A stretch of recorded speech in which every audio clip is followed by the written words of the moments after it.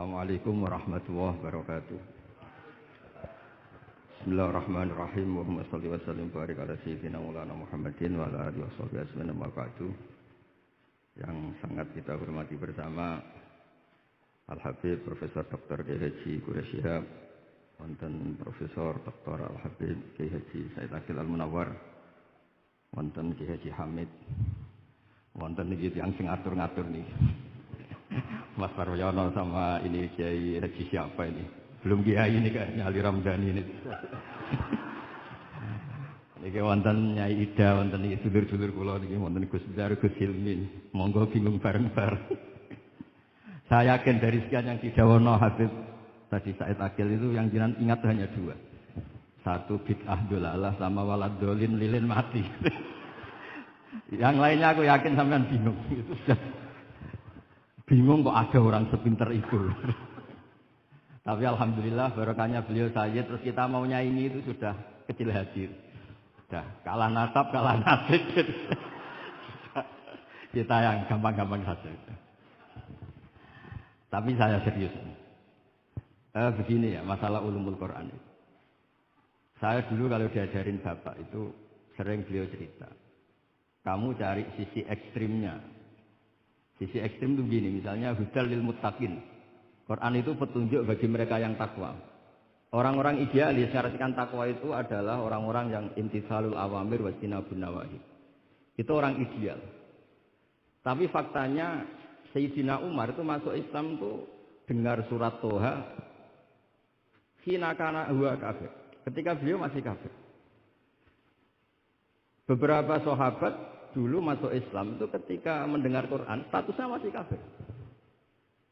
Sehingga ada bukti bahwa orang tidak muttaqin juga bisa dapat hidayat Quran. Nah, barokahnya kita baca banyak, Quran itu bukan sekedar hudal lil muttaqin tapi juga hudal linnas. Lalu dianalisis. Oh, jangan-jangan lil muttaqin ini secara balaghah min babil iktifa. Lil muttaqin wa ghairihim. Buktinya ada ayat lain yang menyebutkan hudal linnas. Ini itu awal dari disiplin ilmu. Sehingga memang tidak bisa kita mengartikan Quran tanpa baca tafsir yang banyak. Kemungkinannya tadi tambah pintar atau tambah bingung tadi. Nah, soal kita tetap tidak bisa itu ya alhamdulillah. Memang manusia didesain wa kanal insanu zaluman jahula. Jadi kalau kita bodoh itu sesuai rencana Tuhan memang itu. Jadi tidak usah disesali, biasa aja memang. Dari dulu juga sudah direncanakan kita ini berstatus wa kanal insanu zaluman jaulah. Itu secara balaghah itu zaluman banget dolime, jaulan itu banget bodohnya. Banget dolimnya itu begini, andaikan kita ini orang baik, itu juga enggak mesti baik. Tadi dawuh Pak Quraisy itu saya sering memberi analogi. Saya ini kata orang banyak. Itu ketok. Kalau diundang di kampung, musola penceng itu kalau datang, kata orang-orang itu tawaduk. Tapi kata kiai setempat, itu mangan jatah kiai cilik Gus.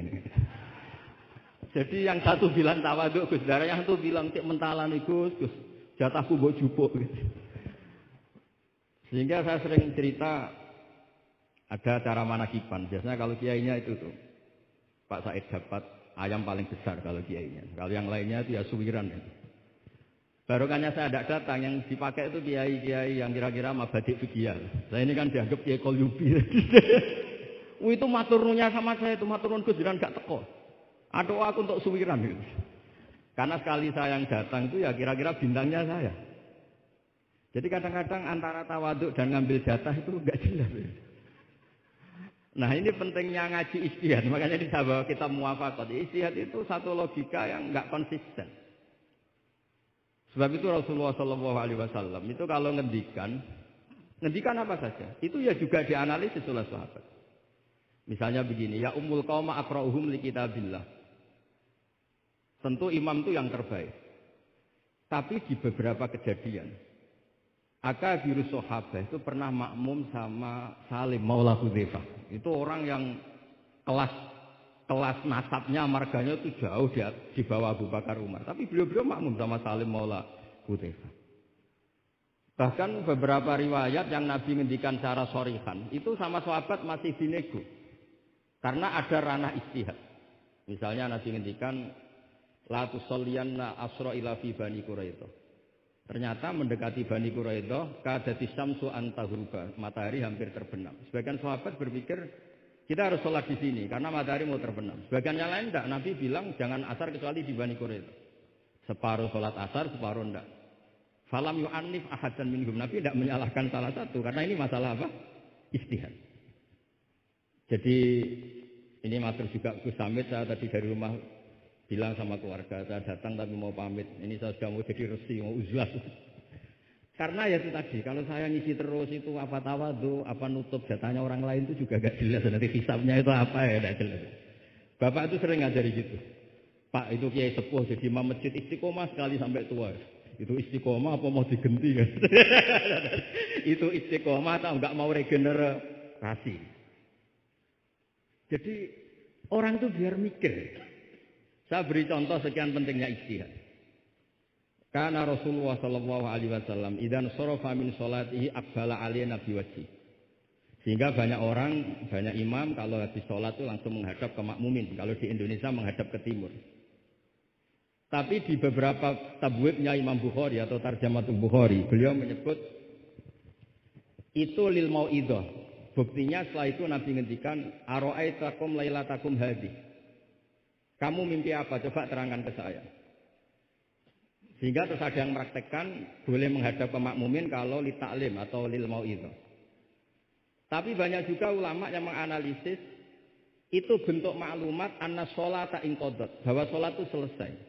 Takutnya Nabi kalau tetap menghadap ke barat sesuai bentuk duduk tawarruk atau tahiyat akhir atau itu nanti dikira Nabi di sholat. Sehingga orang yang datang kemudian Allahu Akbar makmum sama Nabi itu bahaya betul dalam bab sholat. Karena robtus sholat biman laisa fi sholatin.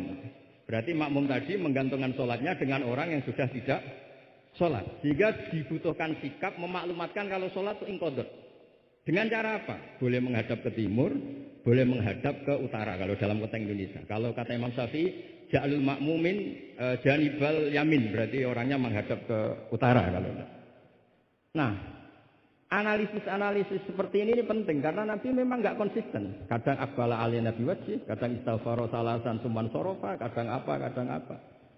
Sehingga barokahnya ilmu itu akan luar biasa. Tadi juga disebutkan menyangkut bid'ah. Kalau sampai belajar ulumul hadis, Sayyid Muhammad menulis dalam kitab Abwaabul Farad. Kalau bid'ah itu artinya yang nggak pernah diajarkan Nabi itu berapa kejadian zaman Rasulullah yang Nabi membenarkan sesuatu yang Nabi sendiri itu tidak tahu. Masyhur itu ada sahabat ketika i'tidal bilang Rabbana lakal hamdu hamdan katsiran thayyiban mubarakan fih. Kita tahu ajaran Nabi adalah Rabbana lakal hamdu mil samawati atau mil as-samawati wal ardh. Sehingga setelah sholat Nabi tanya, ayyukumul qail, siapa tadi yang melafadzkan itu? Semua sahabat itu diam. Karena takutnya Nabi menyalahkan. Ternyata Nabi ngendikan, tadi siapa yang melafadzkan itu? Fa inni ra'aitu isna asyara malakan, yabtadiruna ayyuhum yaktubu awal.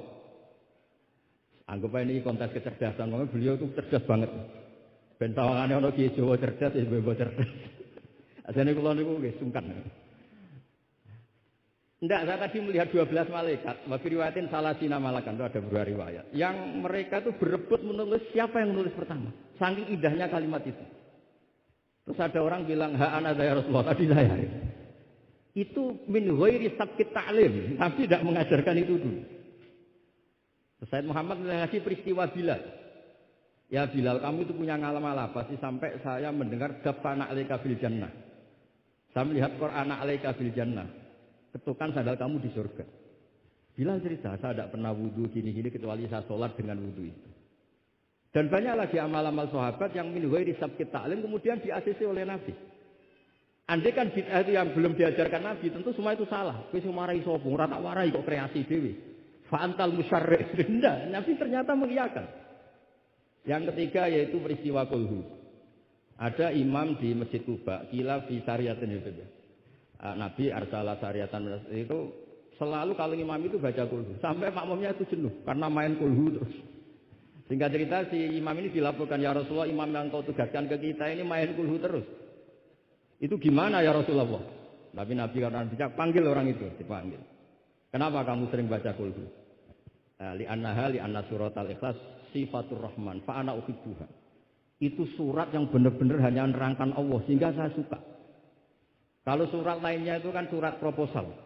Misalnya Anda bilang uji budak watadai terus dungo. Banyak sifatnya Allah yang kamu suka itu karena terkait Anda. Kalau ini enggak ada yang terkait kita, murni tentang Allah, sehingga saya suka. Makanya disebut suratul Ikhlas. Kalau Anda baca Ar-Rahman mesti terus hanya irhamna. Anda baca Ghafur terus ighfir lana. Jadi kepentingan Anda langsung diungkapkan. Apalagi yang Al-Mujib. Wah, langsung kemana-mana hajatnya disampaikan semua. Kamu yang punya utang, Allah yang kamu libatkan gitu.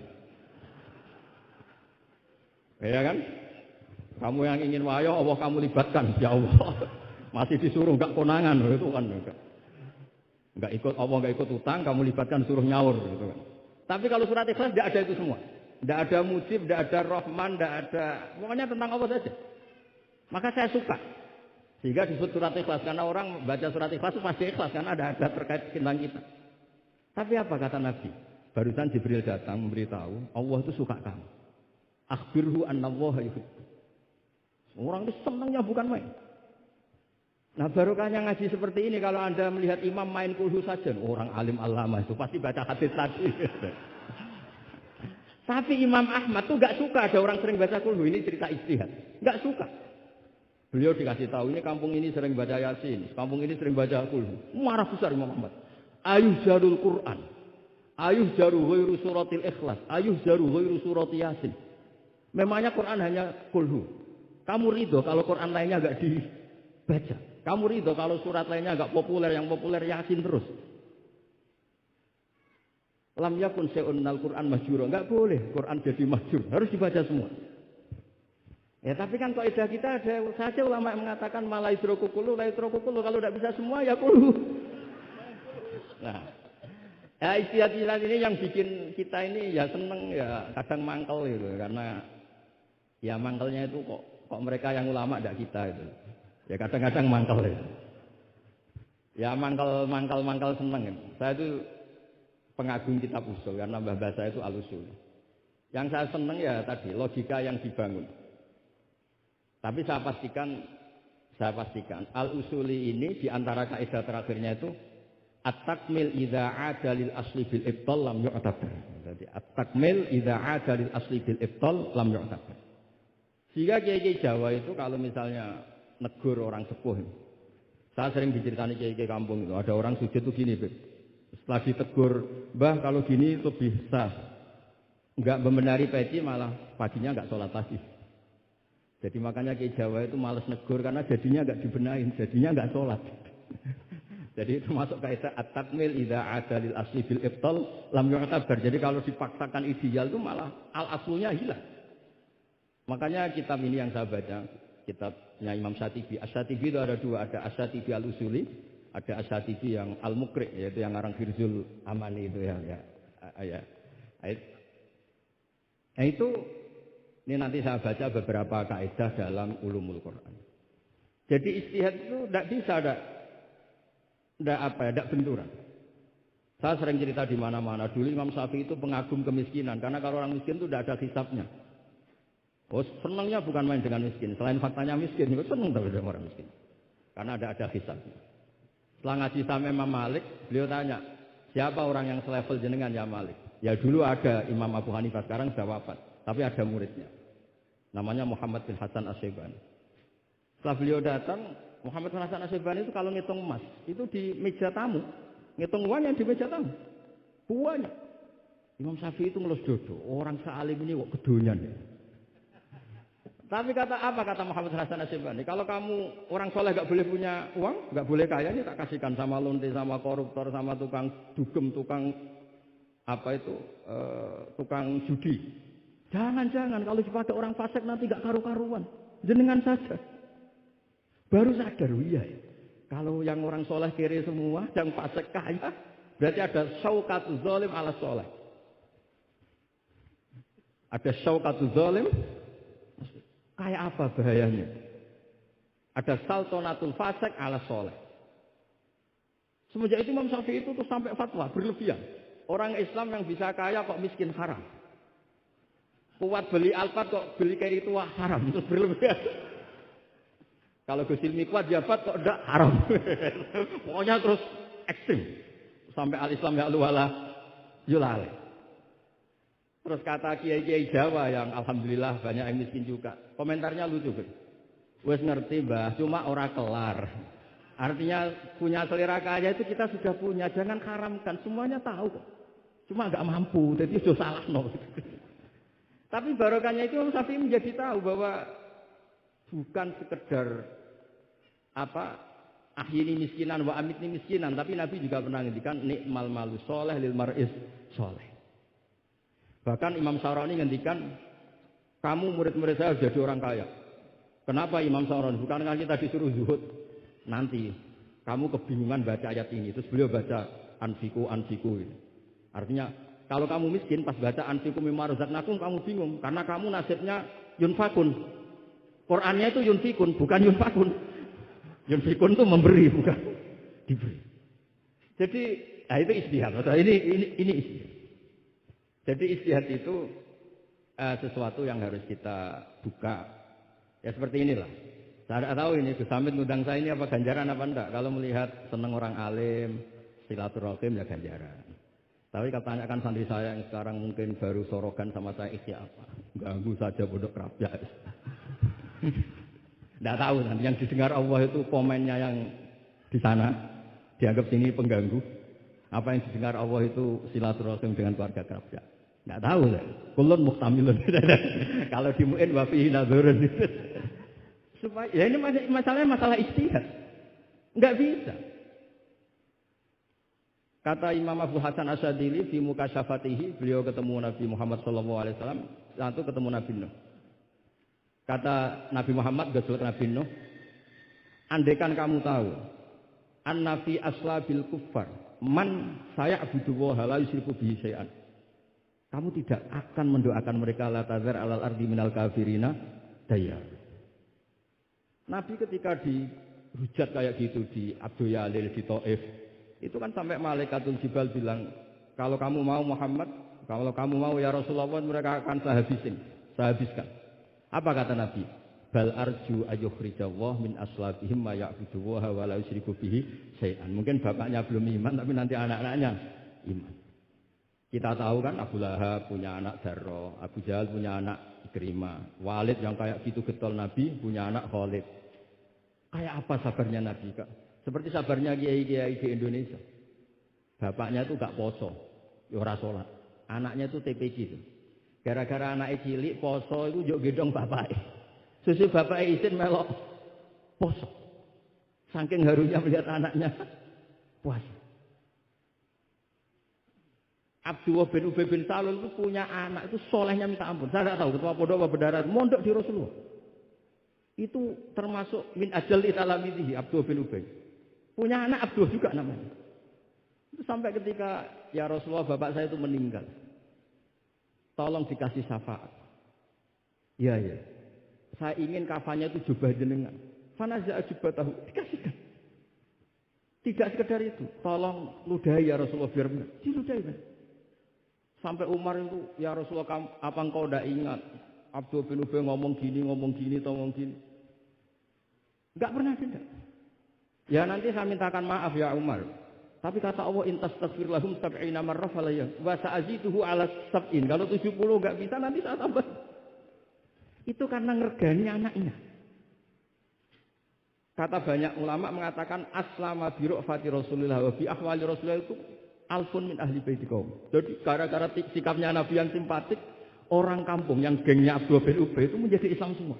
Wong kok apike gitu, orang kok sebaik itu Rasul. Haru. Artinya gini, ada bukti bahwa anaknya orang enggak karu-karuan itu ya bisa mondok. Bapaknya enggak bisa baca Quran, anaknya hafid, pasti wisuda itu nangis. Nangisnya karena saya itu baca Quran saja tidak bisa kok anak saya hafid. Nah, roja ini loh yang menjadikan kita semangat, tetap enggak frustasi nyai di Indonesia. Karena Nabi ketika melihat kafir harbi saja, Nabi tetap menghentikan bal arju. Saya berharap ayyukhrijawah min aslabihim ma ya'budu wa la yusyriku bihi syai'an. Nah ini sekaligus supaya saya di sini ada gunanya. Andai kan undangan ini salah juga sebagai kafaroh, kesamit kafaroh semuanya. Saya baca muwafaqat karena saya pernah virtual sama beliau nerangkan usul fikih. Saya juga bingung kayak dua orang yang ngatur saya ini.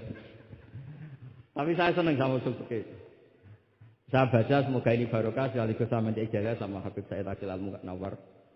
Di antara cara ulama mensifati Rasulullah Shallallahu Alaihi Wasallam itu di antara cara madh Rasulullah itu begini. Ba'atsahu terus bimillatin hanifiyatin.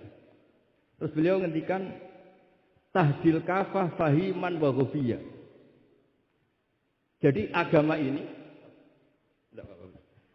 ini tahdil kafah fahiman wa ghafiyah. Wa tarfuku bijami'il mukallafin muti'an wa asiyah.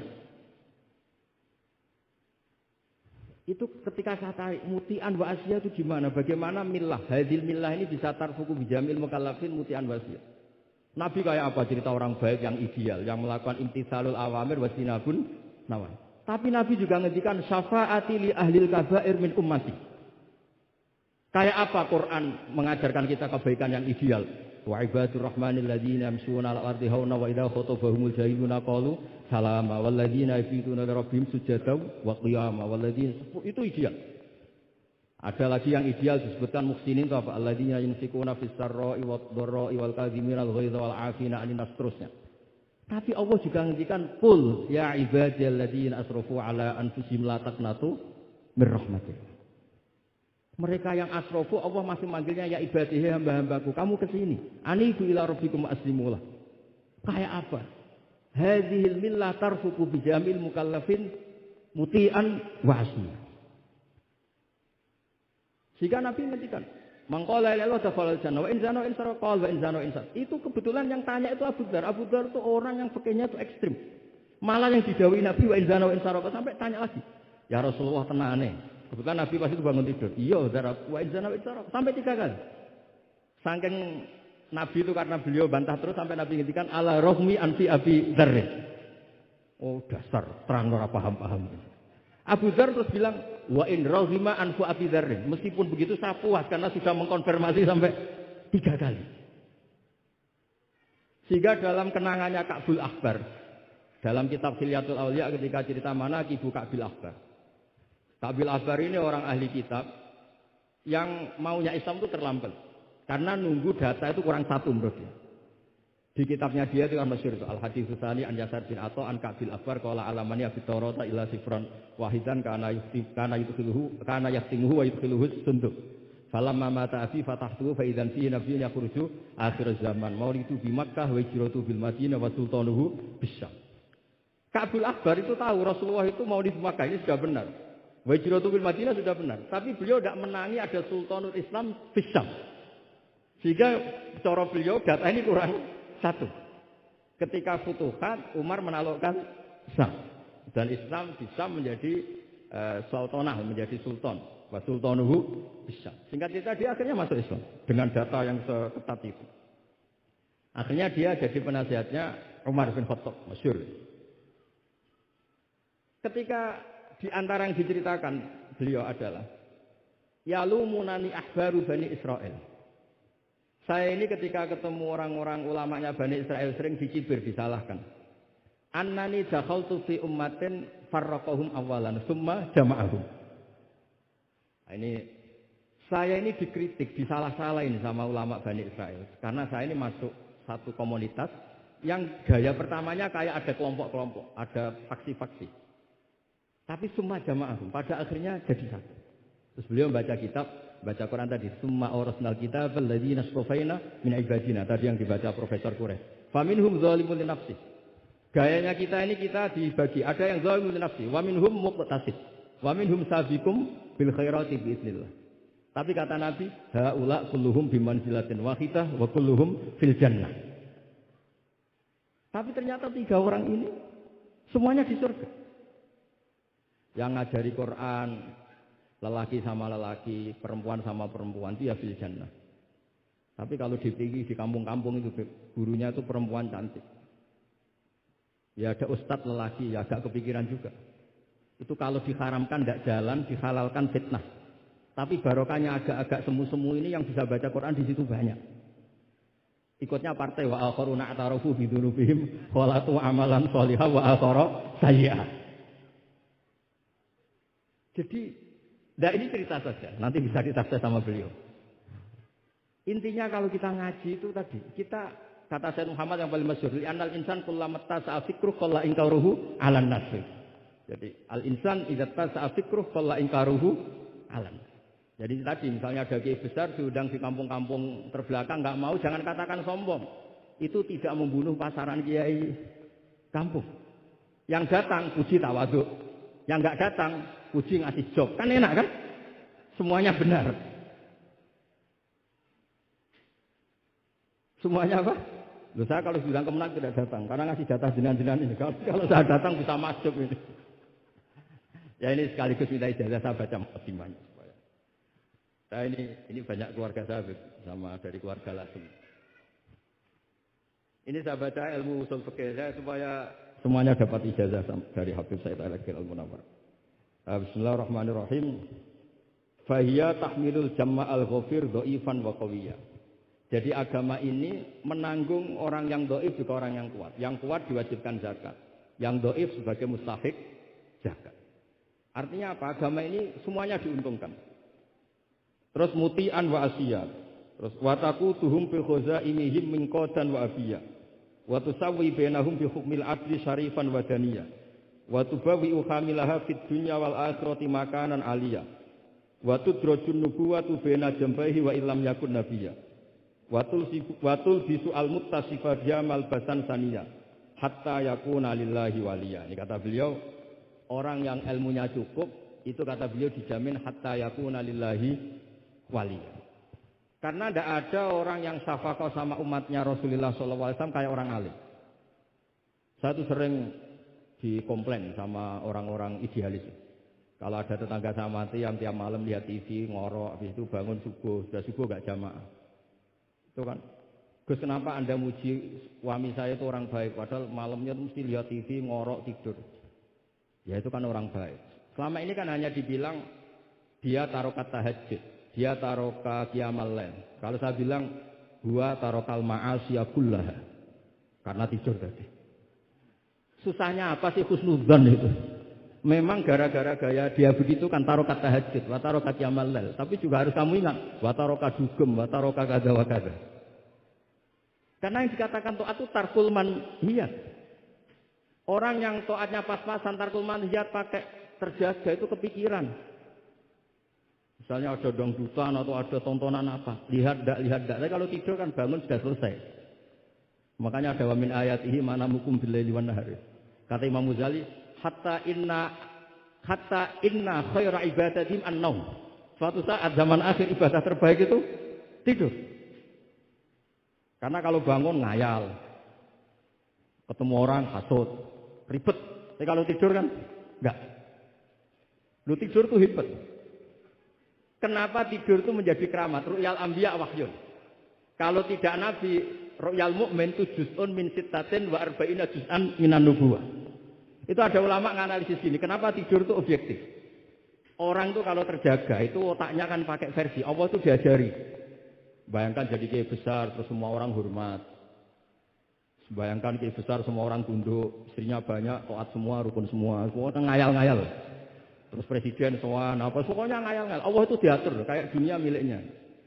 Surga juga diatur, dia masuk surga yang ini kayak tadi kata milik banyak. Tapi kalau orang tidur itu kan nol. Dia tidak punya ikhtiar sama sekali. Nah barokahnya tidak punya ikhtiar sama sekali ini, kalau Allah mau ngasih ilham atau busyra, itu orisinil. Makanya saya ini jarang wiridan habis sholat, tapi kalau sama tidur itu wiridan saya banyak. Ini bukan pamer, bukan. Saya sampai apal doa-doa mau tidur. Allahumma rabbas samawati sab'i wa rabbal arsyil azim rabbuna wa rabb kulli syai'in khaliqal habbi wa nazzila tawrata injil. Semua panjang. Allahumma amantu bika wa da'tu jamila amal jawab. Gara-gara baca ilmu tadi. Orang habis sholat wiridan, habis itu jalan-jalan. Ketemu orang cantik terus nyesel. Di rumah enggak kayak itu apa, pokoknya masih banyak masalah. Tapi kalau orang mau tidur, wah ini kalau keterusan bangun-bangun ketemu mungkar, nyakir. Kalau takut mati, tahu-tahu dibaca orang, kita tidak bisa ikhtiar. Apapun itu riskannya Masya Allah namanya tidur. Tapi kita berani karena tawakal sama Allah. Nah itu kalau kamu bisa mengenalkan itu tidur kamu dengan kualitas juz'un min sittatin wa arba'ina juz'an minan nubuwah. Saya itu pernah tidur, ini cerita ke sampean. Enggak sering tapi pernah. Belajar kitab sak nomornya itu tak lihat itu persis. Ya hanya ingin meraktekkan itu. Ya karena tadi kalau betul ru'yal mukmin itu juz'un min sittatin wa arba'ina juz'an minan nubuwah. Makanya ada anni arafil manami anni asbahu. Makanya ketika Said Muhammad cerita, kalau ada kritikus tentang kitab Madaih, karena kadang pakai cerita ru'yal kafir, itu kata Said Muhammad, di era sebelum Rasulullah SAW, itu semua ru'ya itu orisinil. Ketika Fir'aun mimpi bahwa ada an-naron ahraqat baitahu, terus ditakwil anna waladan min auladi bani Israel ahlaka mulkahu. Akhirnya nyata apa enggak? Nyata kan? Padahal itu ru'yal kafir. Fir'aun mimpi ada nar sing ahraqat baitahu, terus ditakwil ada waladan min bani Israel ahlaka napa? Mulka. Nyata padahal itu ru'yal kafir. Zaman Azizu Misra mimpi ini ara sab'a baqaratin siman. Itu juga nyata padahal ru'yal kafir. Sehingga di Dalailun Nubuwah Imam Bukhari sendiri memasukkan komentarnya Heraklius. Di kitab-kitab Madaih juga memasukkan komentarnya Nasturo, Bukhairo memasukkan. Nah, lagi-lagi ini pentingnya ngaji. Tapi kalau Anda tidak ngaji, wah ini omongannya orang kafir, Mas Layu sama Sukolu gini-gini. Lagi-lagi ini barokahnya ngaji. Jadi barokahnya ngaji kita tahu mana duduk perkaranya, mana yang harus musaddaq, mana yang harus mukadzab. Jika kita ngaji disebut al-jarh wa ta'dil. Nah, saya mohon semohon-mohonnya lah bahwa Quran ini kita bawa dengan semua perangkat ilmu. Terakhir saya cerita ilmu balaghah. Ilmu balaghah juga penting. Misalnya secara lahir orang kafir itu misalnya tidak sumun, tidak bukmun. Tapi barokahnya la yasma'ul haqqa disebut bukmun misalnya. La yatakallamu bil haqq, la yasma'u. Akan itu kan ada sumum, bukmun, umyun. Sumun berarti apa? La yasma'ul haq. Bukmun la yatakallamu bil haq. Umyun berarti la yubsirul haq. Sehingga nanti kalau ada ayat wa ja'ala minhumul qiradata wal khanazira abadat taghut. Andaikan tidak ada fakta, ada kaum tertentu yang dijadikan khanazir, kita masih bisa pakai tasbih. Tasbih balik adalah yang ada itu tasbih dibuang. Kalau orang dermawan level 6 mungkin orang bilang masih zaidun kal bahar. Tapi kalau levelnya 9, 10 orang akan bilang Zaidun Bahrun. Kalau ganteng masih pas-pasan Zaidun Kalbadri. Tapi kalau sudah kayak Rasulullah, anta Samsun, anta Badri. Nah, pentingnya ilmu itu adalah ketika ada ayat yang dohirnya misalnya ada tadi wajah alamin humul kirodata wal khonaziro abadat taghut. Ternyata misalnya kalau itu fakta ya sudah selesai kan berarti itu hakikat. Tapi itu misalnya tidak fakta, kita masih bisa mentakwil dengan qulubuhum atau apalah mentalnya mislul khonazir mislal kirot. Tapi kalau kita tidak ngaji balaghah, semua lafaz kita anggap apa? Tekstualis dan kita anggap hakikat, berarti terus anggap pernah ada periode yang orang itu dijadikan seperti itu. Nah, lagi-lagi yang nyafaat itu semua adalah ilmu. Ya, jadi ini sekaligus mohon pembini ijazah kita muwafaqat supaya semuanya dapat dan dapat berkah dari Rasulullah sallallahu alaihi wasallam. Assalamualaikum warahmatullahi wabarakatuh.